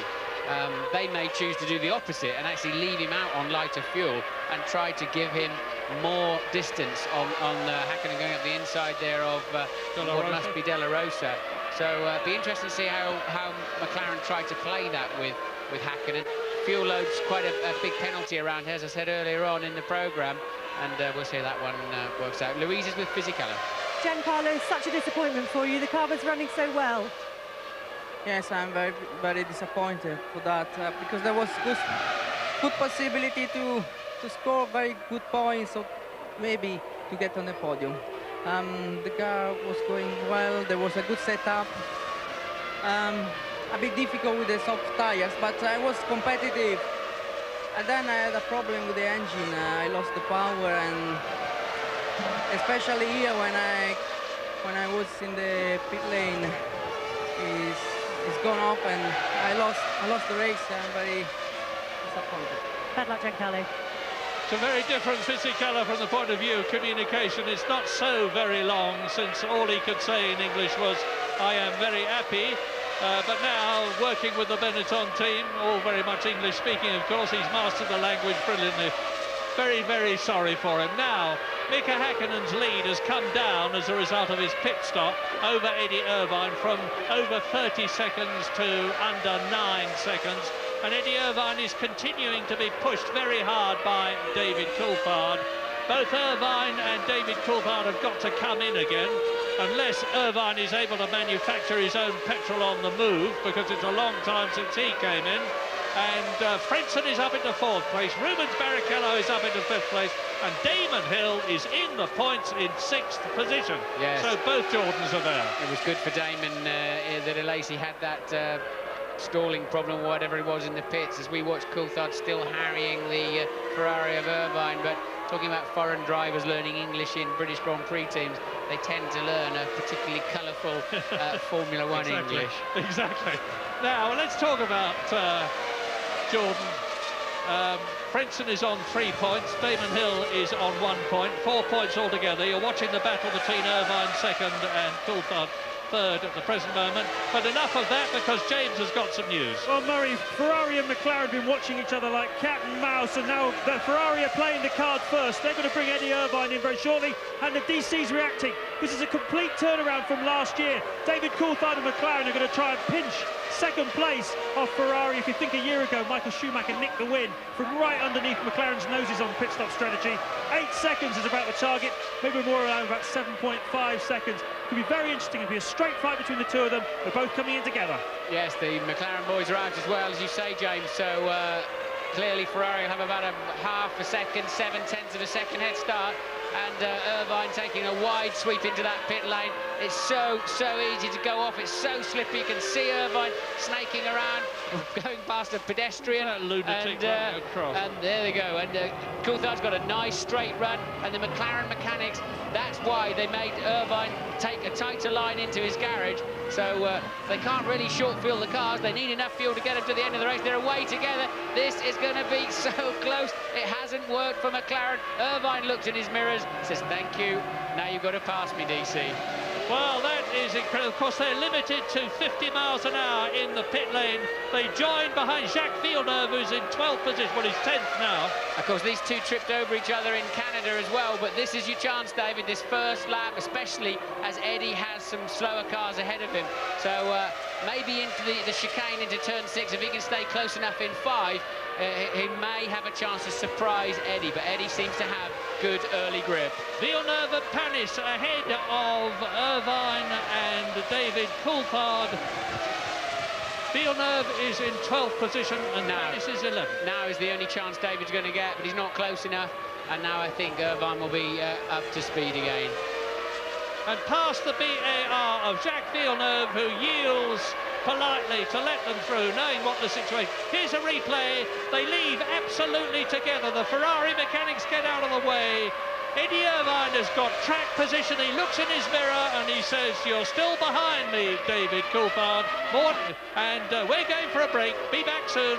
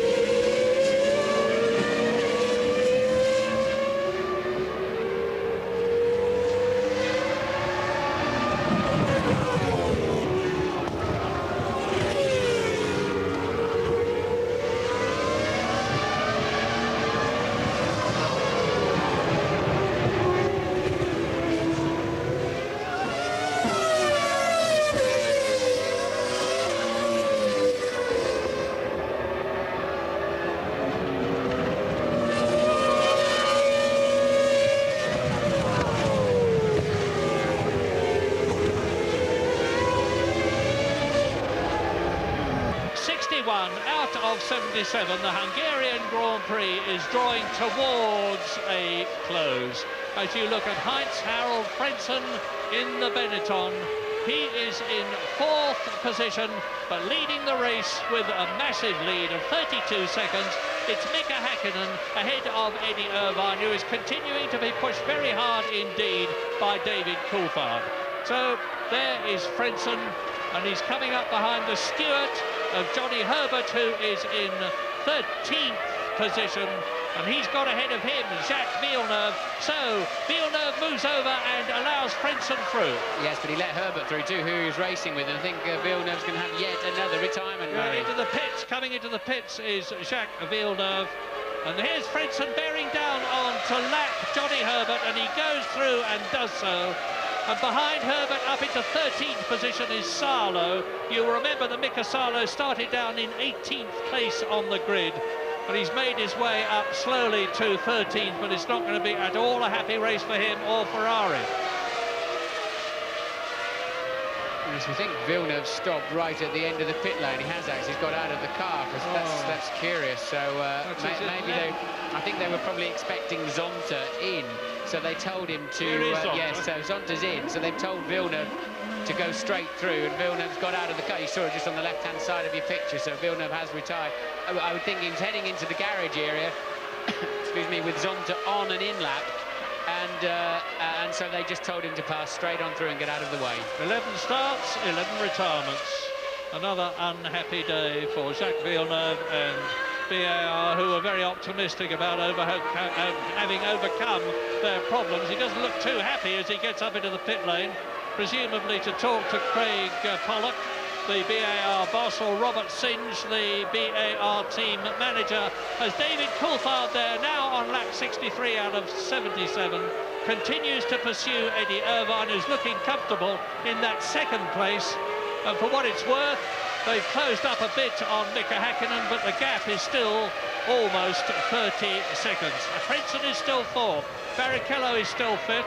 Damon Hill is pushing Barrichello very hard indeed in the club. Oh, Irvine's gone wide. Sorry, Murray. Irvine running wide in turn 3. That's going to let Coulthard through without any question at all. So, I didn't see Coulthard pass. Where is he? He's down the road, look. Irvine braking too late. He's fastest man on the racetrack, a 1:21.0 on the last lap, look. Loses the rear a bit on downshift and runs around the grass in turn 5, sorry it is.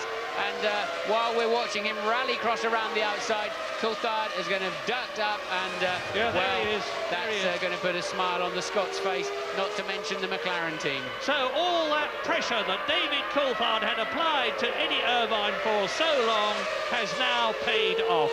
McLaren first, McLaren second. A potential 16 World Championship points to Ferrari's potential 4 World Championship points. So that closes the gap by 12 points to 4 points. It's getting closer and closer with just the Belgian, Italian, European, Malaysian and Japanese Grand Prix still to go. The championship situation is wide open as far as the constructors are concerned. It's not wide open as far as the drivers are concerned to the same extent.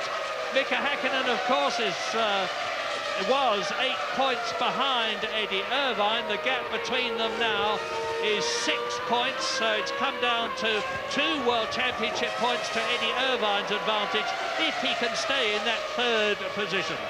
Yeah. So, tremendously exciting. Yes, it was Irvine that cracked first. That was a pure driving error there, went in too deep. I don't know whether it was a concentration problem or whatever, or a fitness thing, but Irvine just getting on the brakes too late. That corner really does come upon you, I have to say, but these are the best drivers in the world, and they have to cope with that sort of thing. And they are now on lap 65 out of 77. McLaren leads, McLaren second, that Ferrari in 3rd position. The Jordan of Frentzen is 4th, the Stewart of Barrichello is 5th, the Jordan of Damon Hill is 6th and vying for 5th position. He's ahead of Alesi 7th, Wurz is 8th, Giano Trulli in the Prost is 9th, and Schumacher Ralph has fought his way up to 10th position from 16th on the grid. Ralf Schumacher, like his brother Michael, never gives up. It's not over yet. Irvine is really standing on the throttle pedal, and although he lost another 10th to Coulthard on that lap, because Coulthard is quick too, Irvine has not given up on that potential 2nd place. Well, we're leaving you for a moment. You'll be back for the closing stages of the Hungarian Grand Prix.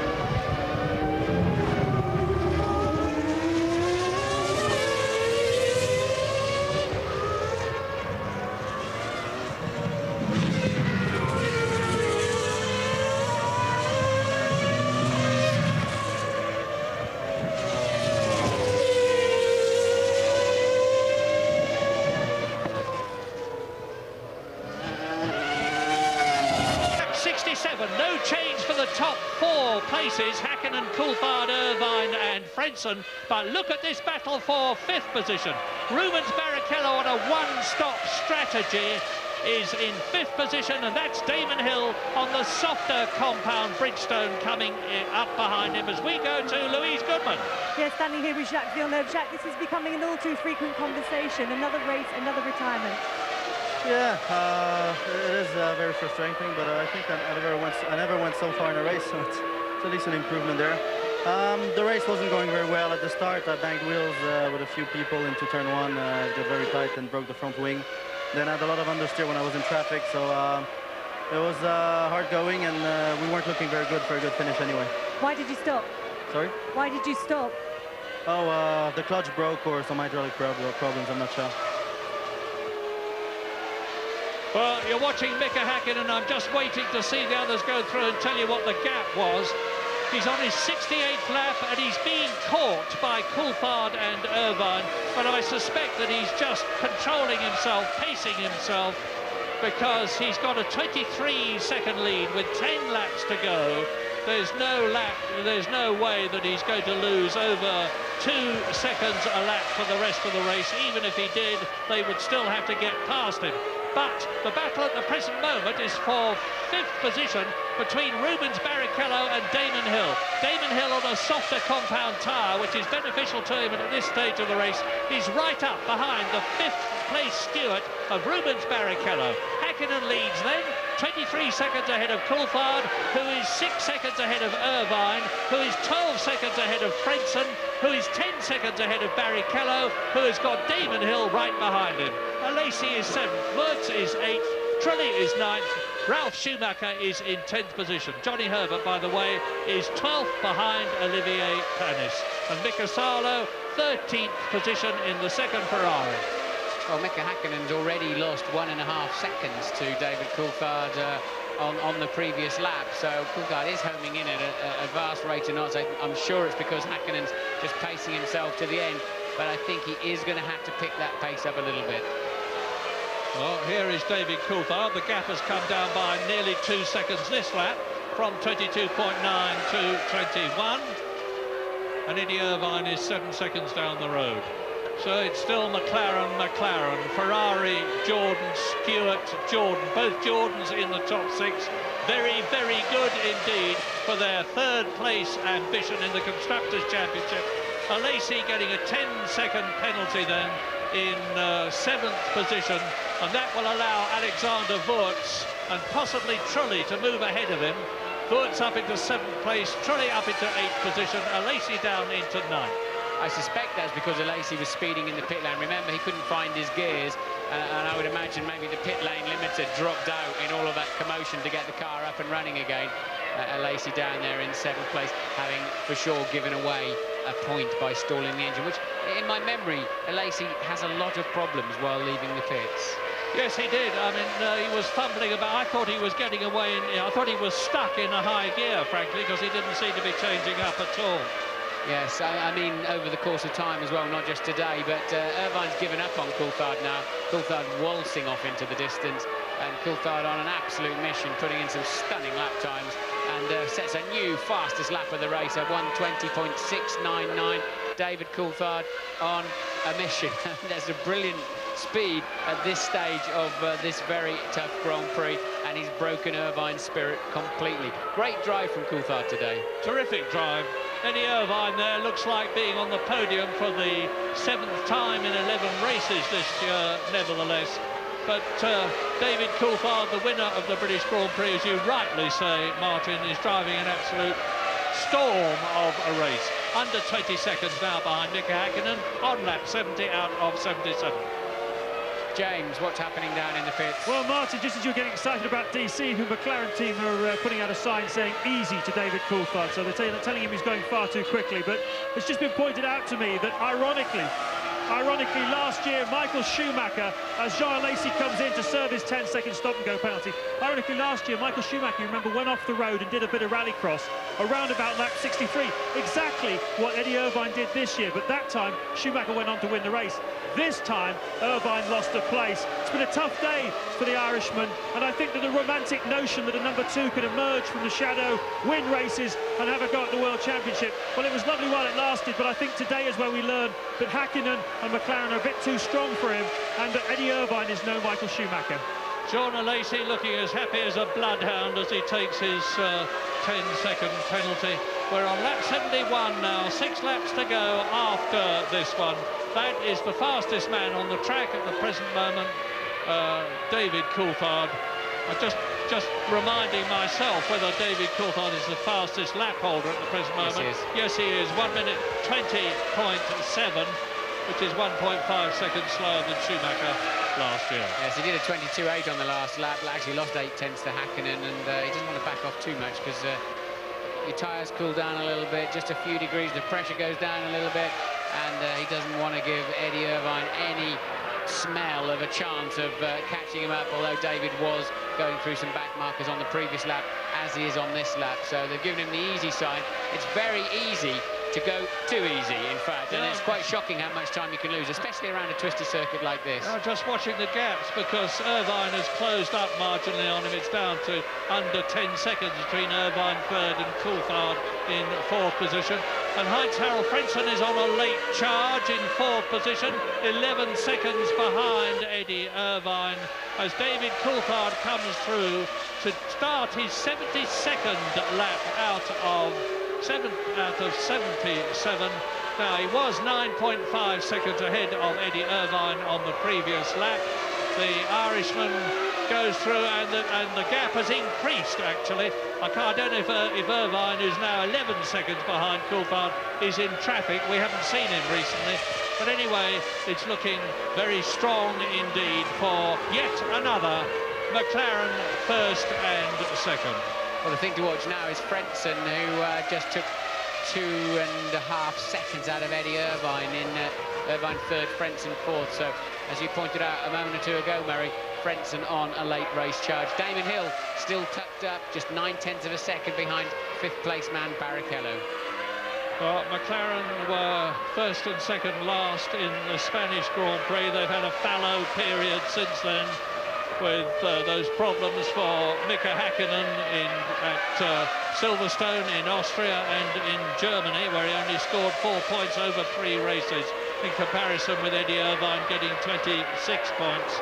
Salo, incidentally, has got to have some sort of a problem, I think.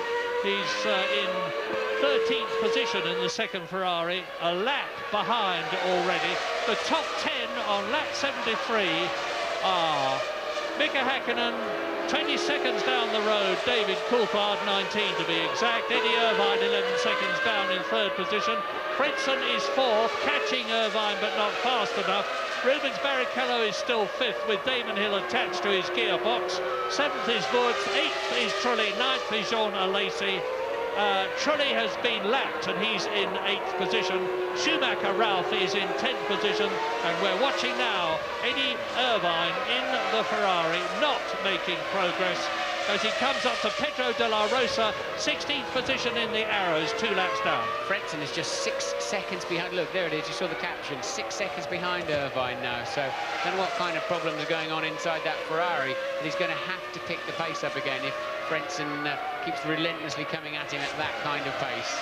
It would be yet another point lost in the Constructors' Championship for Ferrari, never mind the Drivers' Championship for Irvine. If Heinz-Harald Frentzen, the driver of the season in many ways, as far as I'm concerned, with already a win and a 2nd place and 2 third places behind him, can catch and get past Eddie Irvine's Ferrari there. Well, he has lapped Ralf Schumacher behind him in the Williams, and I'm looking for the distinctive yellow flash of Frentzen's car. Yes, it did just appear, actually, Murray, just as Irvine turned into the left-hander at turn 13. They're going to share the same pit straight on this lap, I think. So let me look at the computer. Yes, Frentzen's about 3/10 of a second up on this lap, and Irvine's had to pick his pace up. Yep, Irvine dives through, gets past Ralf Schumacher. There is Heinz Harald Frentzen, looking good for yet another points position in the Jordan team, which he joined at the beginning of this year. He's running third in the World Championship. Jordan are running third in the Constructors' Championship. As I've said before, it's their ambition to finish there, and if they get points from Frentzen and from Damon Hill, and that is the situation at the moment, it's going to increase the gap between them and the Williams team, which is already 16 points, even more. Well, Eddie Jordan thought Frentzen was going to win this race, but he told us at the beginning of the season he wanted to be third in the Constructors' title. That was his... There's Eddie Jordan as we're talking about him. That was his target for the year, and I have to say, as we home in towards the end of the season, he's looking very, very strong on delivering his promise. Lap 75 now. De La Rosa, he is in 16th position in the Arrows. Now, Frentzen is closing the gap, but he's not closing it nearly fast enough to Eddie Irvine. It's down from 6 seconds to 5.8, or was. Now, here's Irvine coming towards us on his 75th lap. That's Schumacher who has been lapped, De La Rosa who has been lapped. Frentzen has got the gap down now. There he is in 4th position to 5.3 seconds, but he hasn't got enough laps left to get on the tail of Eddie Irvine. And if he did, I think that would be the widest Ferrari in the world, which would fill half the width of the Hungaroring circuit. Yes, Frentzen's got 2 back markers for good measure as well, so it was clear that Irvine was just cruising a little bit, in fact cruising too much. He's got the speed to handle Frentzen. So it looks though as with 2 laps to go at the end of this one, 2.5 mile laps, 5 miles in all, as though McLaren are back in charge. Ron Dennis said before this race began, Ferrari didn't win in Germany and Austria, McLaren lost, and they lost because they shot themselves in the foot in various ways, either through collisions or a fuel rig problem or a puncture problem. And Mika Häkkinen is once again staking his claim to be the best driver in the world at the moment. He is the reigning world champion. 10.64 are the points at the present moment.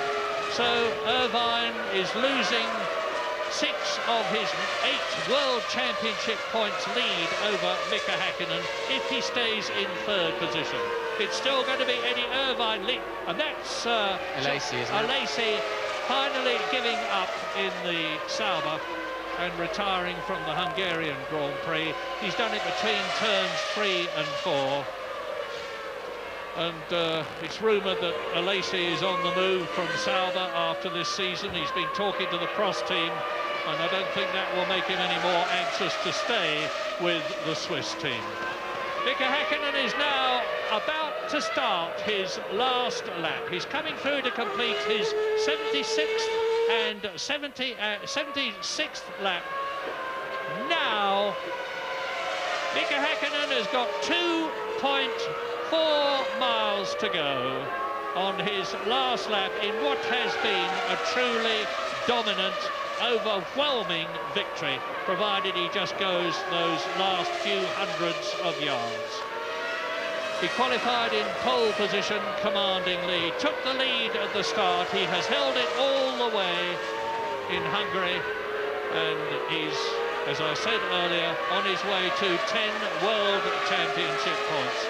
It'll be a very relieved McLaren team, because not only is Häkkinen going to win, David Coulthard is going to be second, and that means to say that certainly as far as Hungary is concerned, they've overcome the reliability gremlins of one kind and another, which had affected them in several races this year.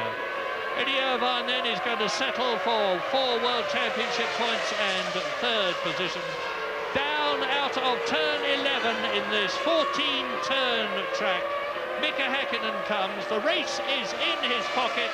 Turn 13, the double right-hander into the start and finish straight, and the winner of the Hungarian Grand Prix, to the delight of thousands and thousands of Finnish spectators, is their hero, Mika Häkkinen, who cruises across the line in front of the joyous McLaren mechanics. That's Mika Salo. He's finishing 2 laps down. Yes, and Coulthard crosses the line 9.7 seconds behind. Häkkinen had a very slow lap, as you saw. Good drive from Häkkinen, great drive from Häkkinen, and a great drive from Coulthard too.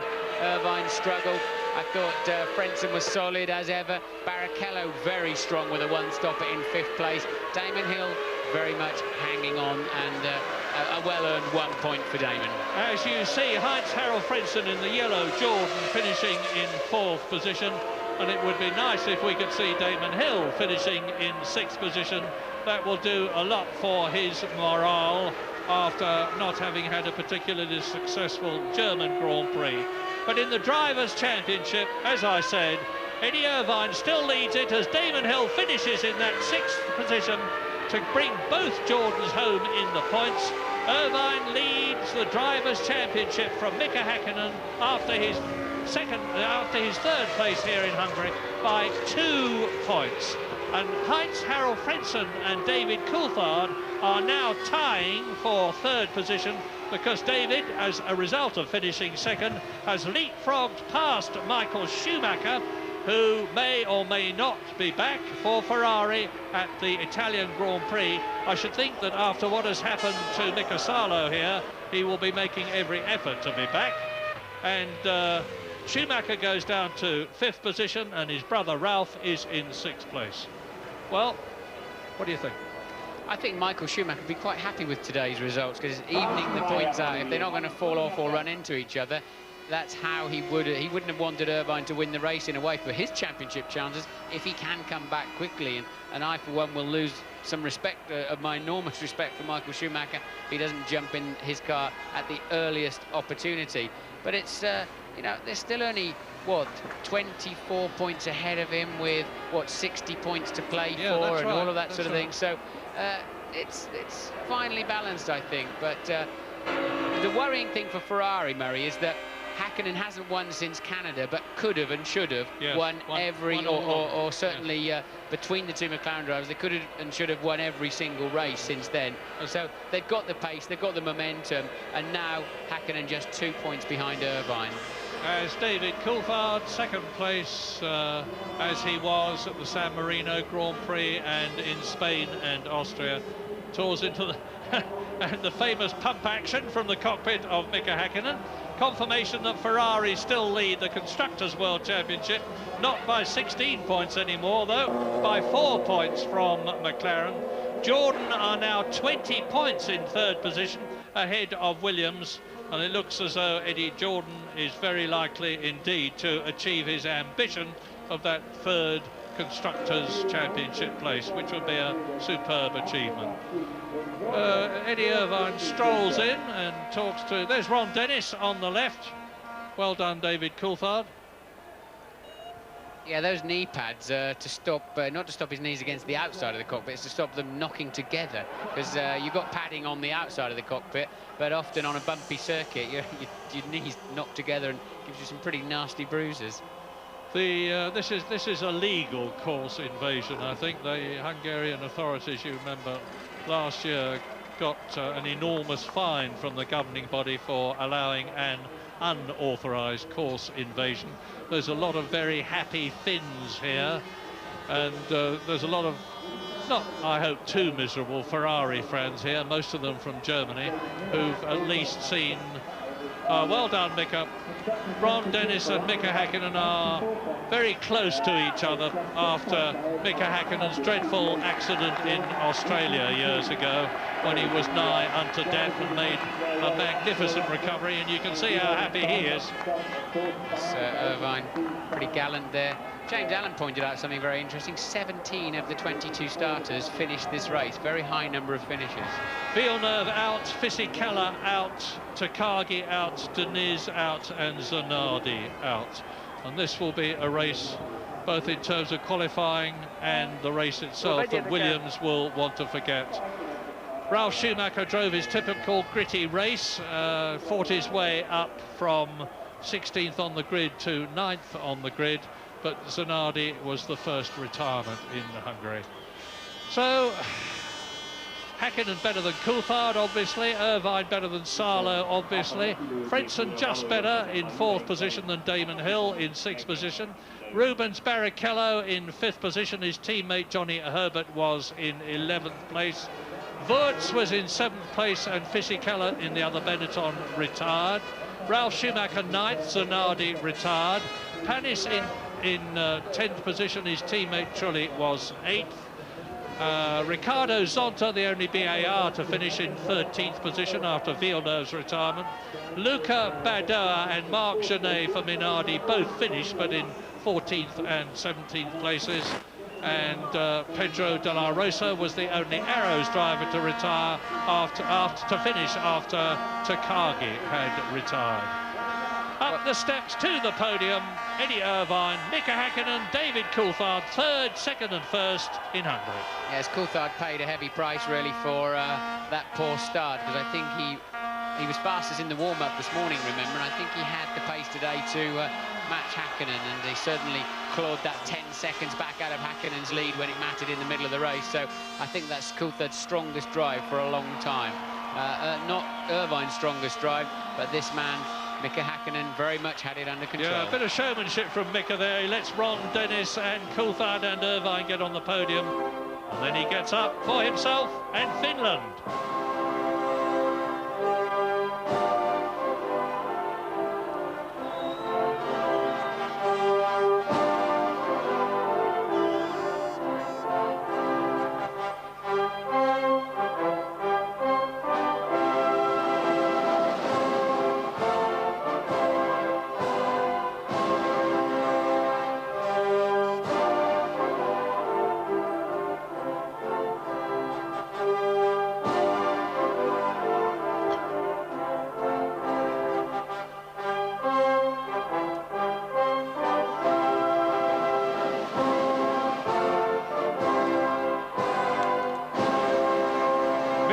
Häkkinen's 4th victory, but it was McLaren's 5th victory, and it is for them that the British national anthem plays.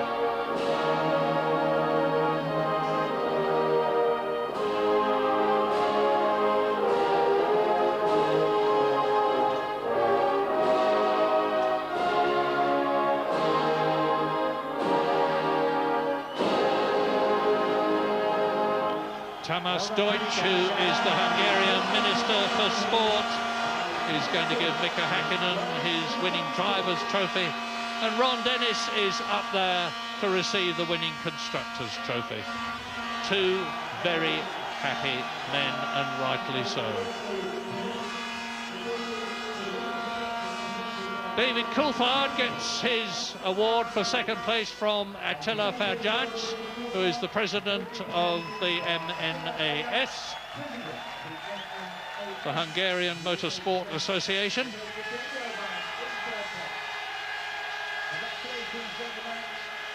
And Eddie Irvine, oh, that's the quickest cork removal I have ever seen in my life.